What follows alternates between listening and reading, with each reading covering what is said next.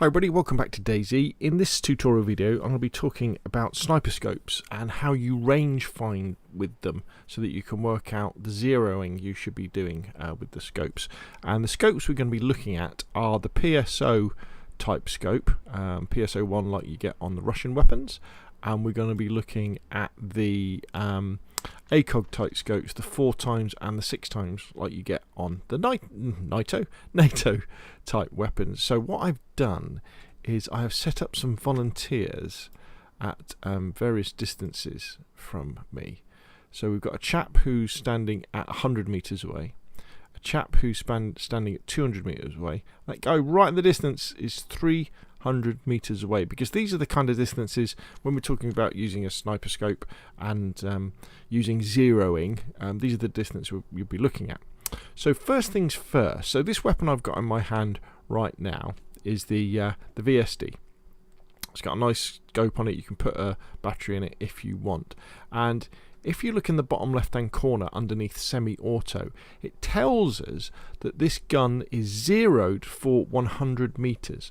Now that's quite an important thing to bear in mind, because 100 meters is actually quite a long way away. That's how far it is.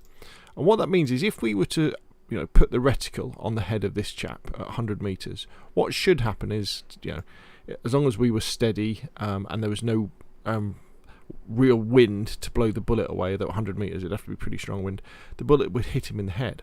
Now that's worth bearing in mind, because if you're engaging people at shorter distances, say this chap here, what I'd have to be very careful of is, say I was creeping up on this guy and he didn't notice me, and I was to aim at him, or I was trying to go to a headshot like that, chances are if I fired like that, the bullet would go over his head, because the scope is zeroed in at 100 meters and you can't go lower than 100 meters. Now on PC to change the ranging of your scope, you use page up and page down. If you look in the bottom left hand corner, sorry, you'll see it's going up and down 100 meters, 200 meters, 300 meters. So the question is, well, how do you know how far away someone is? If you're lucky enough to find a rangefinder, and you put a battery in it, or you've got somebody with you who can be your spotter, who can be using the rangefinder and could be calling out ranges, going, oh, he's at 150 meters, or he's at 200 meters. Obviously you could use that. But the scopes have built-in rangefinders, so you can work out the bullet drop. So let's have a go with the PSO-1 scope first. Now the way this PSO-1 scope works is that the chevron in the middle, the upside down arrow, right in the middle, that's at 100 meters. So if someone's at 100 meters, that's where we engage them. The way you work out how far away people are is using the stuff on the left hand side. So if you look on the left hand side of the scope and down, you'll see there's that long straight horizontal line with 1,7 underneath. What this means is we use this, and if we line these markings up with someone who's 1.7 meters high, which is the average height of someone, that will tell us how far away they are. So if we look at the kind of the curved line, it goes 2, 4, 6, 8, and then 10, and that stands for 200 meters, 400 meters, 600 meters, 800 meters, and a kilometer, 1,000 meters.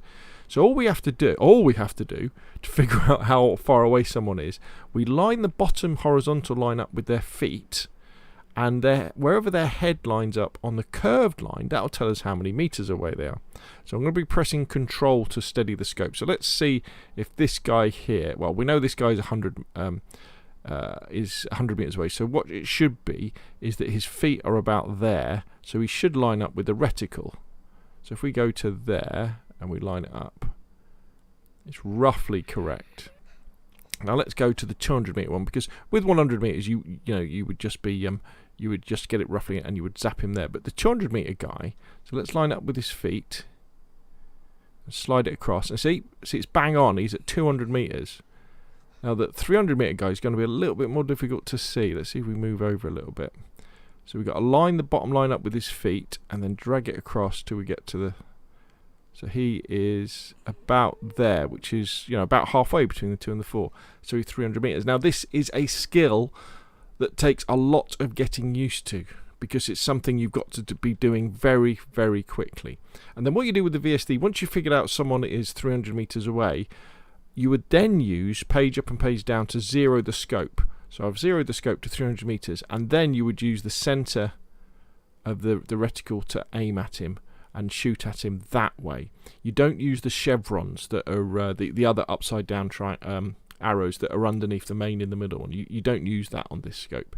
So you get your distance by using the straight line and then where their feet are, and then line up their head on the curved line. That give you the distance, and then you change the scope. You have to zero the scope to make it line up, which kind of makes sense. So that's that one. So let's come out of this and let's swap to the Scout. Here we go, and we've got the 4x on this one. So let's have a look through this one. Now the NATO ones do it a little bit differently. The way that they do it is, again, if you look in the bottom left hand corner, you'll see the scope is 0 to 100 meters. So again, if we put that right in the middle of the guy's head at 100 meters, that should hit him as a headshot. If for someone was considerably closer and we did that, chances are the bullet would go over their head.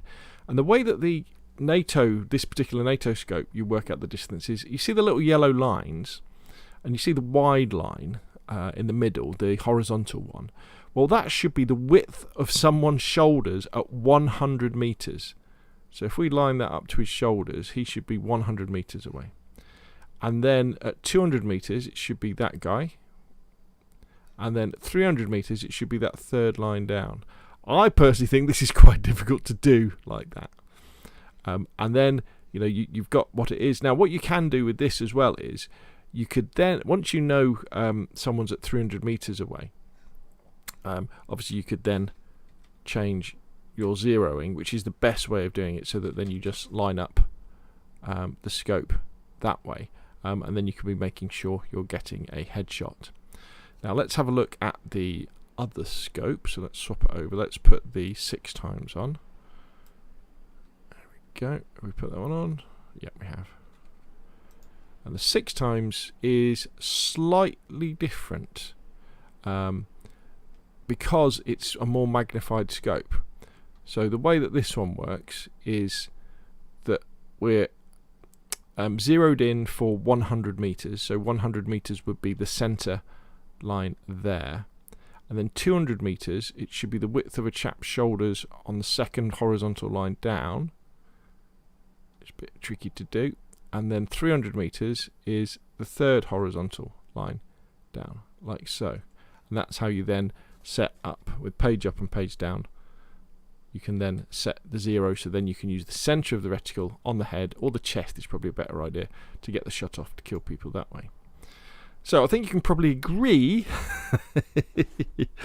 that this is a little bit complicated, and sniping at these ranges is very difficult. As soon as the target starts moving as well, then you've got to be very careful. Also, keep an eye on your zeroing, because it's very easy to change the zeroing on your rifle and then forgot to change it back.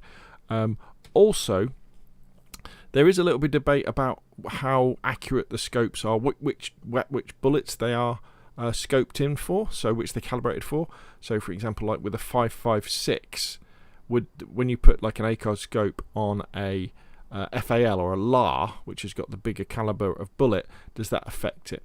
What I'll do is I'll put a link in the description below to Wobo's channel, and he goes into a lot of this very, very scientifically.